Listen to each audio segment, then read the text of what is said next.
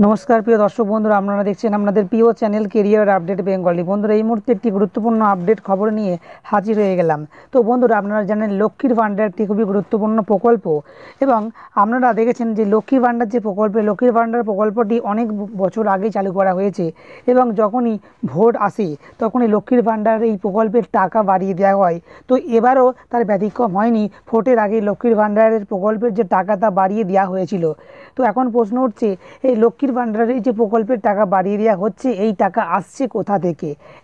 এত টাকা কোথা থেকে আসছে? তো বন্ধুরা, তো তার বলা যেতে পারে তথ্য একেবারে ফাঁস করে দেওয়া হয়েছে। হ্যাঁ বন্ধুরা, এমন সবচেয়ে ভয়ঙ্কর আপডেট যা জানলে আপনি চমকে উঠবেন। হ্যাঁ বন্ধুরা, লক্ষ্মীর ভাণ্ডারের টাকা প্রতি বছর বাড়িয়ে দেওয়া হয় এবং বলা যেতে পারে কয়েক লাখ মহিলা এর সঙ্গে অন্তর্ভুক্ত হচ্ছে প্রতি বছর। তো এত টাকা আসছে কোথা থেকে? সরকারের তো সেরকম কোনো ইনকাম নেই। লক্ষ্মীর ভাণ্ডারের টাকা কোথা থেকে আসছে তো সেটা আপনাদেরকে লাইভ দেখাবো। তো সেই সঙ্গে জানা যাচ্ছে যে ভোট পর্ব মিটে গিয়েছে, তো আবারও নাকি লক্ষ্মীর ভাণ্ডারের টাকা এবারে কমিয়ে দেওয়া হবে। তারপরে আবার যখন ভোট আসবে আবার লক্ষ্মীর ভাণ্ডারের টাকা বাড়িয়ে দেওয়া হবে। এই ধরনেরই একটা তথ্য সামনে আসছে। তো বন্ধুরা চলুন আপনাদেরকে দেখাবো ঠিক কী তথ্য সামনে এসেছে। ভোট মিটে গেল, দাম বাড়বে, আবার ভোট আসবে, লক্ষ্মীর ভাণ্ডারের পয়সা একটু বাড়িয়ে দেবে, একটু কমিয়ে দেবে, ভোট হয়ে যাবে, আবার পয়সা তুলতে লেগে যাবে। আর রাজ্যের হাতে তো টাকা ছাপানোর মেশিন নাই, তাহলে রাজ্য দিচ্ছে কি করে? এই যে লক্ষ্মীর ভাণ্ডার 500 থেকে 1000, 1000 থেকে 1200, কেউ তো জাদু বলে আকাশ থেকে নিয়ে আসছে না, তো দিচ্ছে কি করে? জাদু তো কেউ জানে না। বাংলার মুখ্যমন্ত্রী মমতা ব্যানার্জির ঘরে তো টাকা ছাপানোর মেশিন নাই, তাহলে লক্ষ্মীর ভাণ্ডার বা অন্যান্য সুযোগ সুবিধা দিচ্ছে কি করে? আমাদেরই হাতে, আমাদেরই ঘাড়ে ট্যাক্সের বোঝা চাপিয়ে আমাদের কাছ থেকে আদায় করে আমাদেরকে কিছুটা ফেরত দিচ্ছে, যাকে বলা হয় গঙ্গা জলে গঙ্গা পূজা, যাকে বলা হয় মাছের তেলে মাছ ভাজা। যেই ভোট শেষ হয়ে গেছে, দিদি দেখেছে যা খরচা করেছে এবার মালটা তুলে দিতে হবে। এবার মাল তোলার কাজ শুরু হয়ে গেছে।